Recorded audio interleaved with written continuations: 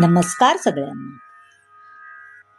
भगवद्गीतामधील श्लोक क्रमांक 11 ते 15 यामध्ये आपण पाहणार आहोत. श्लोक क्रमांक 10 पर्यंत आपण या युद्धामध्ये कोण कोण आहे, कोण कुणाच्या बाजूने उभे आहेत, कोणकोणते योद्धे आहेत हे आपण पाहिलं. आता श्लोक क्रमांक 11.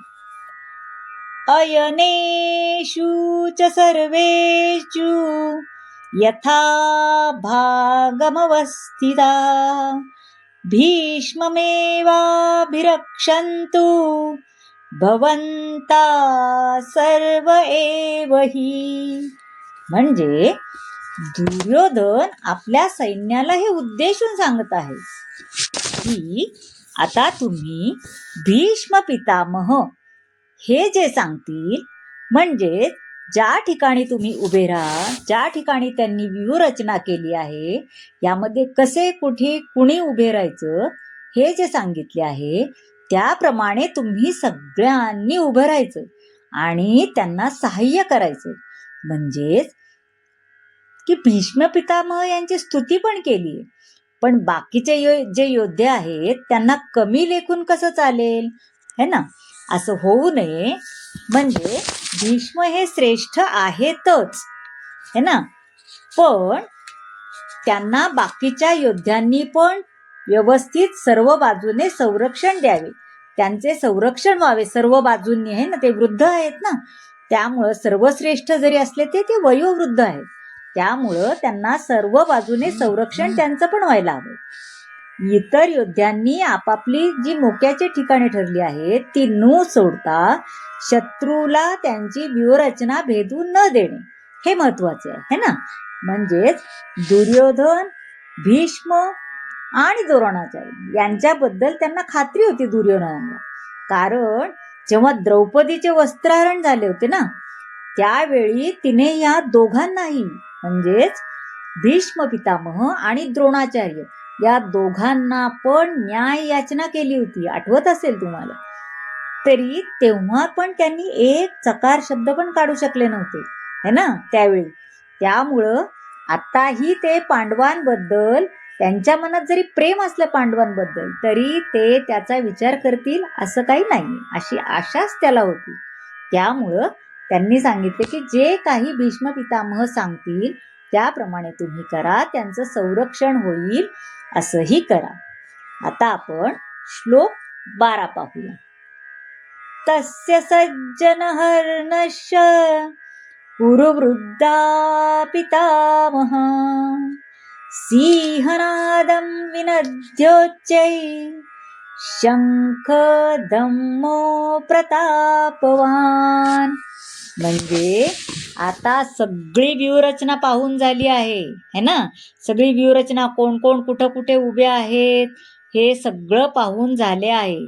त्यामुळं आता कुरुवंशातील वयोवृद्ध पण महापराक्रमी आणि सर्व योद्ध्यातील अग्रणी अशा भीष्मांनी अगदी मोठ्यांदा म्हणजे सिंह गर्जनेप्रमाणे आपला शंख वाजवला आणि अगदी जोरात जरी शंख वाजवला, त्यामुळं दुर्योधन हा अतिशय आनंदी झालाय जोरात शंख वाजवल्यामुळे, कारण त्यांना दाखवून द्यायचं होतं की मी दुर्योधनाला उत्साहित त्यांना करायचं होतं. मोठ्याने शंख वाजवला, सिंहासारखा आवाज करून वाजवला, कसाही वाजवला तरी तिथल्या परिस्थितीला तो अनुरूप होता. पण या शंखध्वनीच्या संकेतांनी त्यांना आपल्या पौत्राला, पौत्र म्हणजे आपण त्याला नातू म्हणतो, है ना, त्यांना सूचित करायचं होतं, दुर्योधनाला सूचित करायचं होतं की या युद्धात काहीही झालं तरी तू विजयी होण्याची शक्यताच नाही, हे त्यांना एक संकेत द्यायचा होता ऍक्च्युली. पण दुर्योधनाला हे माहित नव्हतं ना, त्याला सूचितच करायचं होतं, संकेत द्यायचे होते. कारण याचं कारण असं होतं की विरुद्ध बाजूला स्वतः परमपुरुष भगवान श्रीकृष्ण आहेत, पण तरी सुद्धा युद्ध करणं हे तर पाहिजेच होतं ना त्यांना, त्यांच्या बाजूने आहे म्हणजे युद्ध तर करायलाच पाहिजे, त्यांचं कर्तव्य होतं. म्हणून त्यांनी मोठ्यांदा शंखध्वनी केला. आता श्लोक 13 पाहूया. ततः शंखश्च भैर्यश्च पणवानक गोमुखाः सहसैवाभ्यहन्यन्त स शब्दस्तुमुलोऽभवत्. म्हणजे शंखध्वनीनंतर मोठ्यांदा शंख तर वाजून झाला गर्जनेसारखा. आता शंखध्वनी झाला, नंतर ढोल, भेरी, नगारे, तुतारा आणि रणशिंग हे पण एकदम जोरात आवाजात आणि एक साथ म्हणजे एकत्र सगळं वाजू लागली. आणि एकत्र सगळी एवढी वाजली, ढोल, ताशे, नगाऱ्या सगळं एकत्र वाजल्यानंतर होणारा आवाज अत्यंत भयंकर असाच असणार ना. तर हा अगदी आसमंतात भिडणारा भयंकर असाच आवाज होता. हे यांनी या श्लोकात सांगितले आहे. आता आपण श्लोक 14 पाहूया. तत श्वेतेर्हयैर्युक्ते महती स्यन्दने स्थितौ माधव पांडवश्चैव दिव्यो शंखो प्रदम्तुः. यामध्ये भीष्म पितामह यांनी त्यांच्या बाजूने शंख वाजवले, वाद्ये वाजवली. आता दुसऱ्या बाजूला पण वाजायला हवीत ना, तर युद्धात दोन्ही बाजूनी वाजले की शंख वाजले की सुरू. आता पांढऱ्या अश्वांनी युक्त अशा एका महान रथामध्ये बसलेल्या भगवान श्रीकृष्ण आणि या अर्जुन यांनी पण आपापले दिव्य शंख असे वाजवले.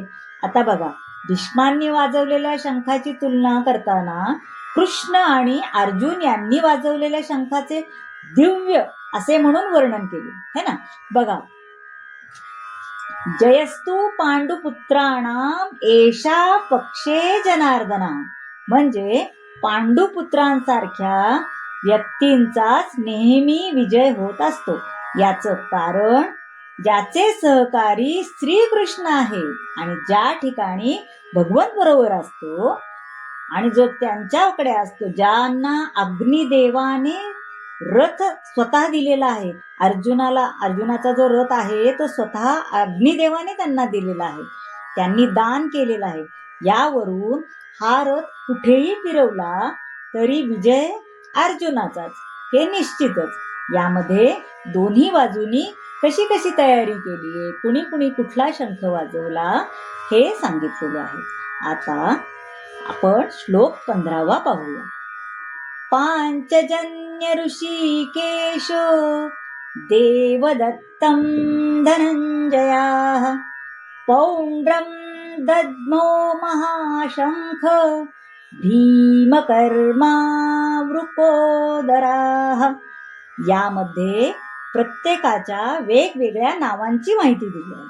या श्लोकाचं आपण आता अगदी शांतपणे विवेचन करूया. यामध्ये शंख ज्याचे नाव काय आहे माहित आहे? पांचजन्य. श्रीकृष्ण यांच्या शंखाचे नाव आहे पांचजन्य आणि अर्जुनाच्या शंखाचे नाव आहे देवदत्त. तर या दोघांनी पांचजन्य आणि देवदत्त नामक शंख वाजविला. भीमाने आपला पौंड्र नावाचा शंख वाजवला. आता या श्लोकामध्ये श्रीकृष्ण यांचा उल्लेख ऋषिकेश असा केला आहे कारण ते समस्त इंद्रियांचे स्वामी आहेत. जीव ज्यांचे अंश आहेत, सर्वांच्या हृदयामध्ये स्थित असलेले भगवंत सर्व जीवांच्या इंद्रियांचे मार्गदर्शन करतात. पण शुद्ध भक्तांच्या बाबतीत ते स्वतः इंद्रियांचे रक्षण करतात. म्हणजे कुरुक्षेत्रावरील युद्धभूमीमध्ये भगवंत प्रत्यक्षपणे अर्जुनाच्या दिव्य विशिष्ट इंद्रियांचे नियंत्रण करतात. म्हणून त्यांना ऋषिकेश या विशिष्ट नावाने संबोधण्यात आले. यामध्ये भगवान श्रीकृष्ण यांची त्यांच्या कार्यानुसार वेगवेगळी नावं आहेत. आपण श्रीकृष्णांना वेगवेगळ्या नावाने हाक मारतो, वेगवेगळ्या नावाने ओळखतो, है ना. त्यांच्या कार्यानुसार आपण त्यांना वेगवेगळ्या नावाने ठेवलेली आहेत, बरोबर ना. आपल्याला माहित आहे, जसे की आता आपण म्हणतो मधुसूदन. मधुसूदन हे नाव श्रीकृष्णांना का पडलंय, तर मधु नामक दैत्याचा वध केला म्हणून मधुसूदन. ते गायींना आणि इंद्रियांना आनंद देतात म्हणून गोविंद. ते वसुदेव पुत्र आहेत म्हणून वासुदेव. देवकी पुत्र आहेत म्हणून देवकी नंदन. आणि यशोदेने त्यांना सांभाळ केला त्यांचा म्हणून यशोदानंदन. अर्जुनाचा सारथी आहे म्हणून पार्थ सारथी. या श्लोकामध्ये अर्जुनाचा उल्लेख धनंजय म्हणून केला आहे ना.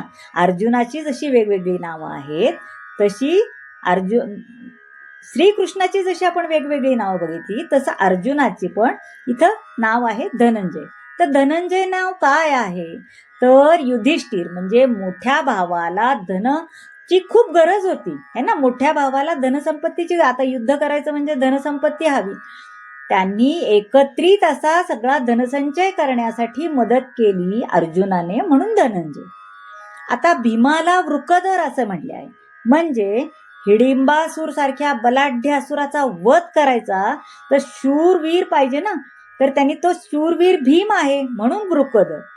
तर ही होती आजच्या आपण केलेल्या श्लोक भगवद्गीतेमधील 11 ते 15 याचे विवेचन. तुम्हाला हे कसे वाटले ते नक्की सांगा. आणि हो, कमेंटमध्ये कुठला भाग तुम्हाला आवडला ते नक्की सांगा आणि काय नाही आवडलं तेही नक्की सांगा. म्हणजे पुढच्या भागांमध्ये आपण त्यामध्ये नक्की सुधारणा करू शकतो. यामध्ये चॅनलला सबस्क्राईब करा, त्यानंतर लाईक करा, शेअर करा. धन्यवाद.